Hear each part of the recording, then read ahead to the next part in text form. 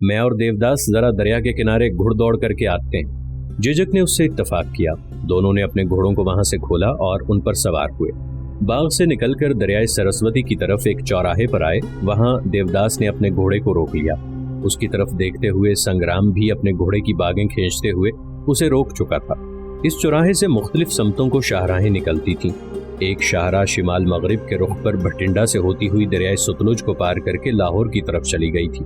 दूसरी जनूब मगरिब के रुख पर बीकानेर से होती हुई जोधपुर की तरफ जा रही थी। तीसरी शाहराह शिमाल मशरिक के रुख पर थी, जो कि थानेसर का रुख कर रही थी।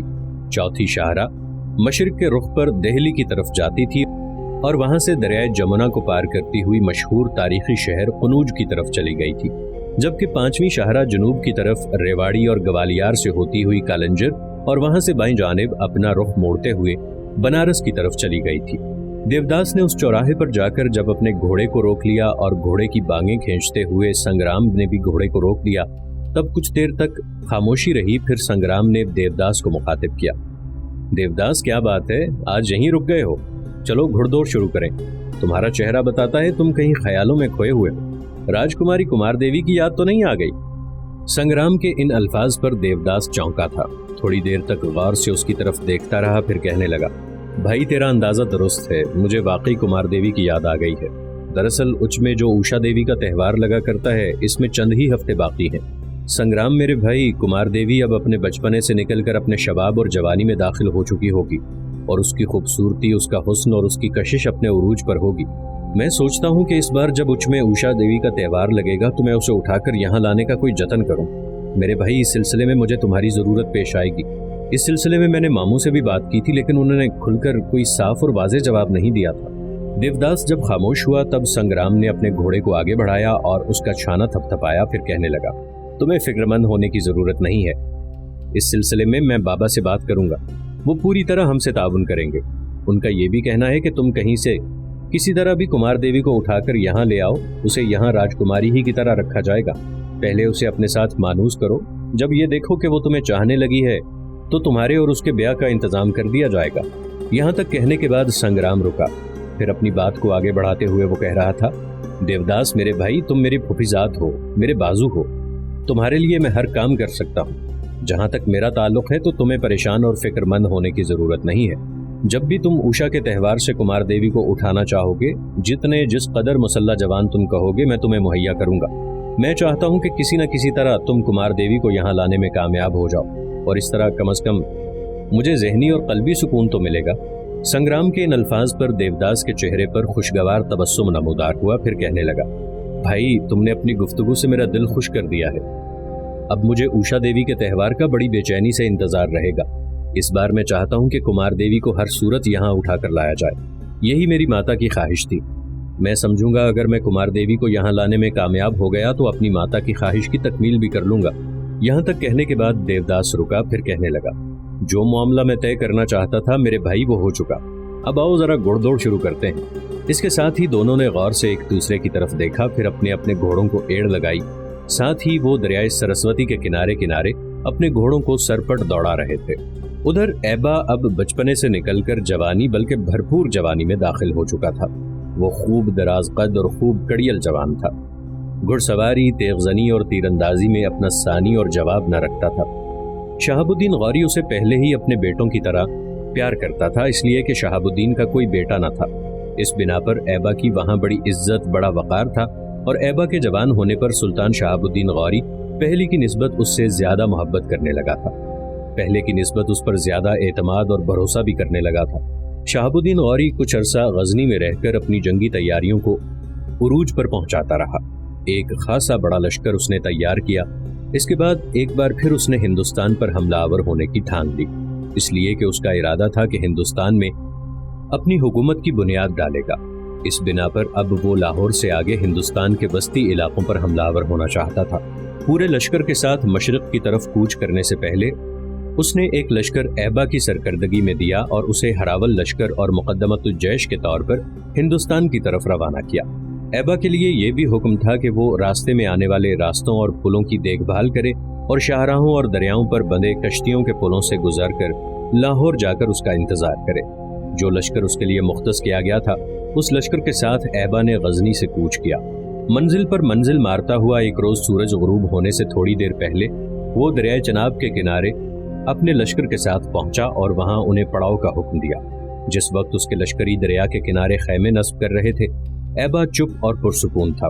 दरियाए चनाब जिसने जुर्रत रिंदा रखने वाले हुनों को घरों की रौनकों और ताक़े नेसिया में तब्दील करते सियालकोट की तरफ बढ़ते देखा होगा।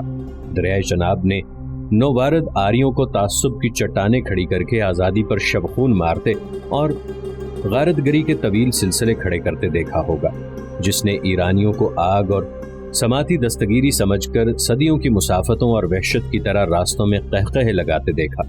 गुप्ता खानदान को सदियों के फैले दुख और बर्बरियत की तुर्कताज में जीवन के सहीफे बरते देखा। इसी चनाब ने मुसलमानों को ज़रबे तेग का आहंग और आदमियत का ज़मीर बनकर दूरियों खलीजों को कुर्बतों के तेज धारों में तब्दील करते देखा। नफरतों की भरी आग में मोहब्बत के दिए रोशन करते और उखुवत की राहें उस्तवार करते देखा। जिसने जुल्म की आग भड़काते, नफरतों की फसल बोते और इंतकाम में सरों को मीनार खड़े करते मंगोलों को भी देखा। मट्टी की तस्वीर को बदलकर अपने उरूज और सरबत को अपना मददगार बनाने वाले ख्वारज़मियों को भागती शाम टूटती लहरों की तरह भटकते और भागते भी देखा। बुत परस्ती की तारीख परछाइयों और कुरूद खड़े करते समुंदर में बुत शिकनी की जज़्म गाड़ते और जुर्रतमंदी की यूरिश करते गज़नियों को भी देखा। जुल्मतों के सफ़र में शमशीर की नोक की तरह और कड़कती फ़ज़ाओं सिसकती हवाओं में अमृत बरसाते बोल की तरह गुजर जाने वाले गौरियों का भी मुशाहिदा किया। और फिर गौरियों के बाद उसने शिमाल की तरफ तखरीब की तुंद आंधी और दर्द की आग और नखूसत के माहुसाल की तरह बढ़ते मरहट्टों के खिलाफ अहमद शाह अब्दाली को आंधियों की यूरिश और आदम की अजमत और उरूज और फतेह मंदी की तमहीद की तरह यलगार करते और तुर्कताज करते देखा। दरियाए चनाब जिसने अनगिनत शहजादियों के क़यामत खेज हुस्न, बेशुमार राजकुमारियों की महताब घटाओं सी खूबसूरती, अनगिनत मलिकाओं की फूल सी अदाओं, लातादाद रानियों के सहरखेज तबस्सुम को और सबसे बढ़कर जो कच्चे घड़े पर इन्हिसार करती किसी की पाकीज़ा मोहब्बत के समर को अपने दामन में समेटे हुए था, उस समय ख्वाबों के मुसाफिर जैसा चुप, यादों के घने सायों जैसा खामोश और गमगीन शामों के गुबारे राह जैसा बेहिस था।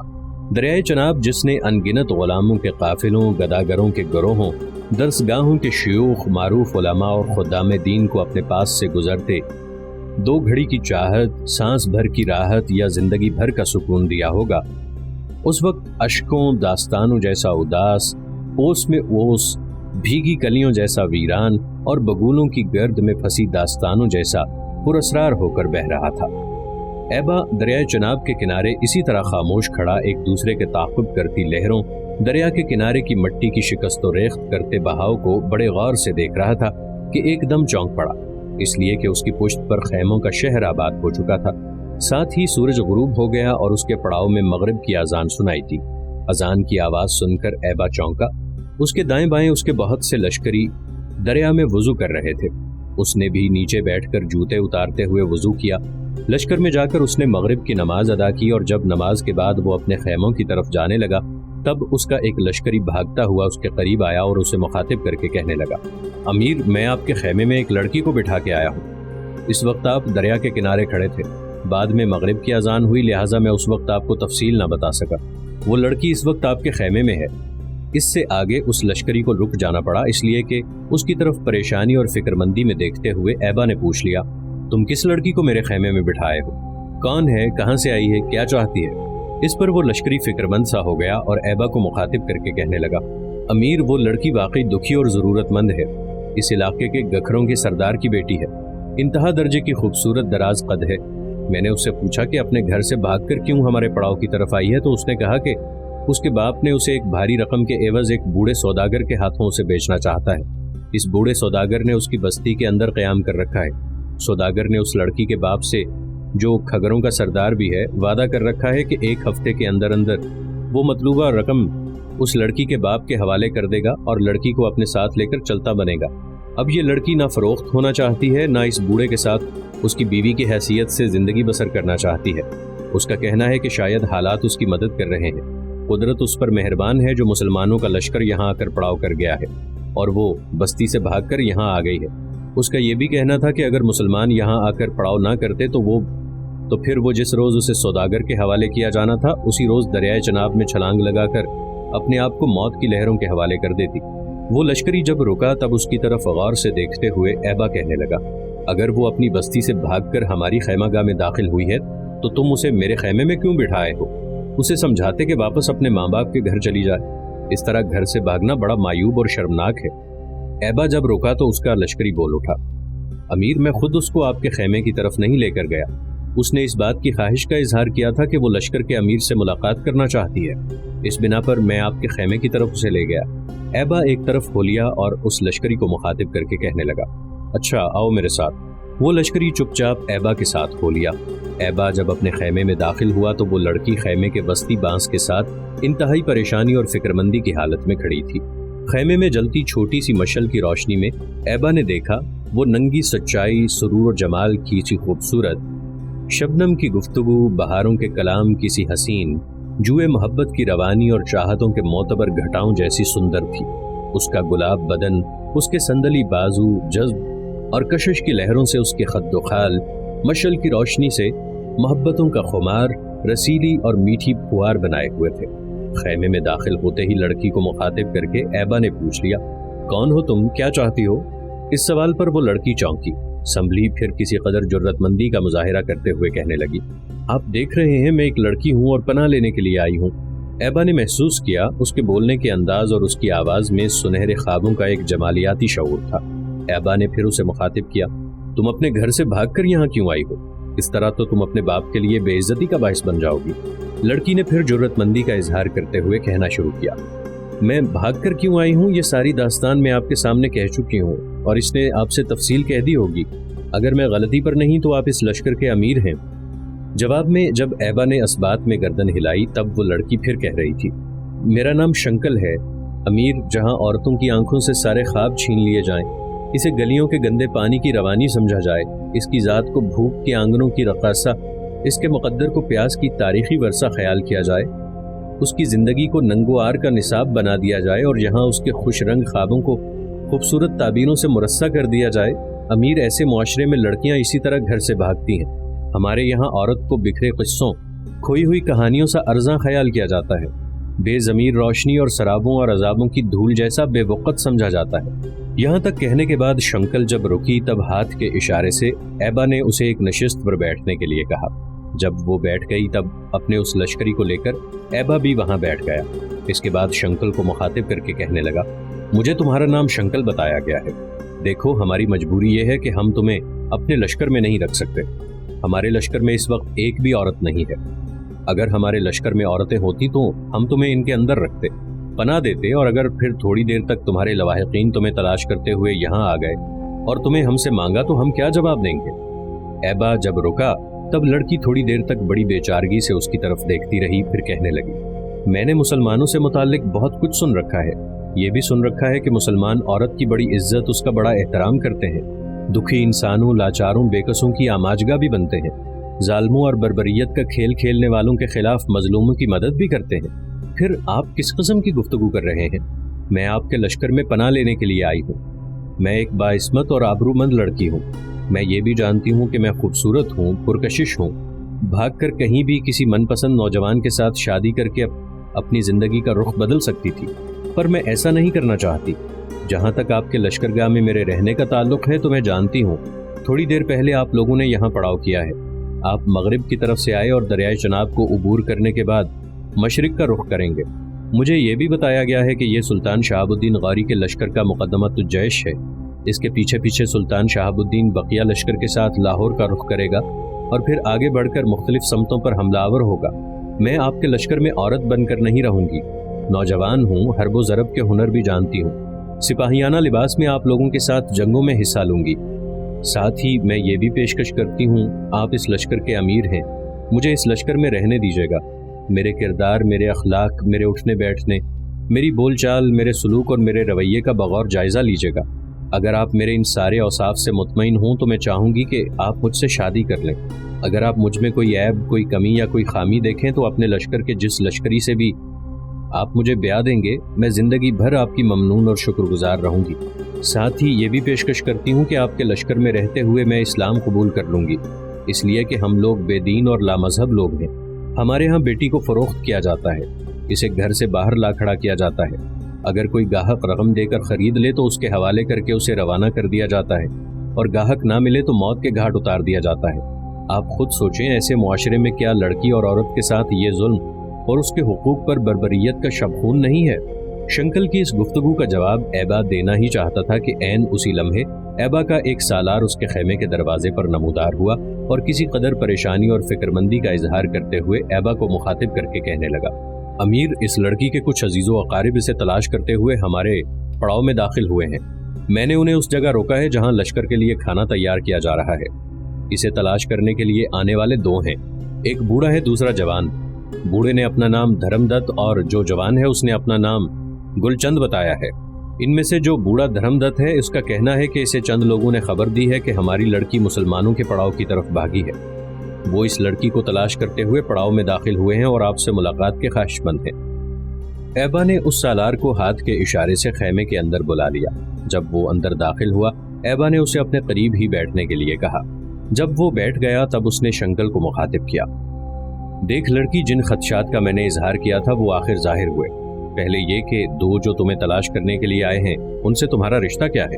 شنکل بیچاری بڑی پریشان اور فکر مند ہو گئی تھی۔ ایک دم اس نے کوئی فیصلہ کیا، آگے بڑھی، عاجزی اور انکساری کے ساتھ اپنی گردن کو خم کرتے ہوئے اس نے ایبا کے دونوں پاؤں پکڑ لیے، پھر رو دینے والی آواز میں وہ کہہ رہی تھی، امیر، میں آپ کو آپ کے خدا اور آپ کے رسول کا واسطہ دیتی ہوں، مجھے تلاش کرنے والوں کے ساتھ مجھے واپس نہ بھیجیے گا، ورنہ یہاں سے واپس جانے کے بعد وہ میرے تن سے میری گردن علیحدہ کر کے مجھے دریا میں پھینک دیں گے۔ اس سے بہتر ہے آپ اپنے ہاتھوں سے میرا گلا گھونٹ کر مجھے دریا برد کر دیں۔ یہاں تک کہنے کے بعد شنکل مزید کچھ کہنا چاہتی تھی کہ ایبا نے فوراً اس کا ہاتھ پکڑ کر علیحدہ کیا، پاؤں اس نے پیچھے کھینچ لیے۔ کسی قدر ہمدردی سے ایبا نے اسے مخاطب کرتے ہوئے کہا، پہلے یہ بتاؤ کہ یہ ہیں کون؟ شنکل بیچاری کی آنکھوں میں آنسو تیرنے لگے تھے، کہنے لگی، دھرم دت میرا باپ اور گل چند میرا بھائی ہے۔ میں ایک بار پھر آپ کی منت کرتی ہوں، مجھے آپ ان کے ساتھ واپس نہ بھیجیے گا۔ اگر آپ مجھے اپنے پڑاؤ میں نہیں رکھنا چاہتے تو نہ صحیح، میں آپ پر زور نہیں دیتی، پہلے انہیں واپس کر دیجیے گا، اس کے بعد مجھے دریا کنارے لے جائیے گا، اپنے ہاتھوں سے میری گردن کاٹ کر دریا میں پھینک دیجیے گا، اس لیے کہ میں اب واپس گھر نہیں جانا چاہتی۔ اگر میں نے ایسا کیا تو یہ لوگ مجھے بڑی ذلت اور کرب کی موت ماریں گے۔ شنکل جب خاموش ہوئی تو بڑی بے بسی کے عالم میں ایبا نے اپنے چھوٹے سالار کی طرف دیکھتے ہوئے اسے مخاطب کیا، میرے بھائی تم ہی کچھ بولو، ہمیں کیا کرنا چاہیے؟ لمحے بھر کے لیے چھوٹے سالار نے ایبا کی طرف دیکھا، پھر بڑی سنجیدگی میں کہنے لگا، امیر، تلاش کرنے والے اسے تلاش کرتے پھریں، لڑکی مظلوم ہے، یہ بے بس ہے۔ جس وقت اس نے اپنے لشکریوں کو اپنی مظلومیت کی داستان سنائی تھی میں اس وقت وہاں موجود تھا۔ وہ لوگ اسے کیوں زبردستی کسی بوڑھے کے ہاتھ فروخت کرنا چاہتے ہیں؟ اگر آپ مجھ سے مشورہ مانگتے ہیں تو میں یہ کہوں گا، اگر یہ ہمارے لشکر میں رہتی ہے تو ہمارا کیا حرج ہے؟ وہ سالار جب خاموش ہوا تو ایبا چھاتی تانتے ہوئے کہنے لگا، میں کسی پر اپنی مرضی، اپنا ارادہ، اپنا فیصلہ مسلط نہیں کرنا چاہتا تھا۔ اب جب کہ تم بھی میرے خم خیال ہو تو میں کہتا ہوں کہ اس لڑکی کو واپس نہیں کیا جائے گا۔ جب تک یہ چاہے ہمارے لشکر میں قیام کر سکتی ہے، جب یہ جانا چاہے گی کوئی اس کی راہ نہیں روکے گا۔ لشکر میں اگر یہ کسی کے ساتھ شادی کرنا چاہے گی تب بھی اس کا اہتمام کر دیا جائے گا اور اسے ایک باوقار اور باعزت زندگی بسر کرنے کا موقع فراہم کیا جائے گا۔ ایبا کے ان الفاظ پر شنکل ایسی خوش ہوئی کہ آگے بڑھی، ایبا کے دونوں ہاتھ اپنے نرم و گداز اور خوبصورت ہاتھوں میں لے کر اس کے ہاتھوں کو چوما، پر ایبا نے ایک دم اپنے ہاتھ پیچھے کھینچ لیے، کہنے لگا، یہ تم کیا کرتی ہو؟ تمہیں اس قدر ہمارا ممنون ہونے کی ضرورت نہیں ہے، یہاں پناہ حاصل کرنا تمہارا حق بنتا ہے، ہر مظلوم کی اعانت کرنا ہم مسلمانوں کا فرض ہے۔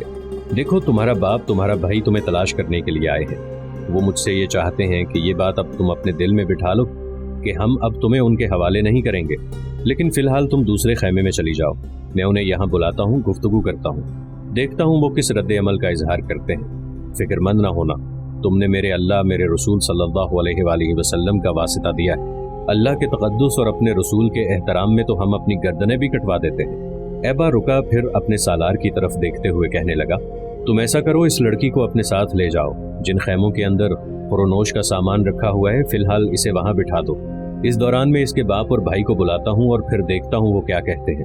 ایبا رکا، پھر دوبارہ اپنے اس سالار کو مخاطب کر کے کہنے لگا، اسے سامان والے خیمے میں بٹھا کر تم میرے پاس آ جاؤ، फिर उसने अपने सामने बैठे लश्करी से कहा कि वो शंकल के बाप और उसके भाई को उसके खैमे में लेकर आए। इसके साथ ही वो लश्करी खैमे से निकल गया था।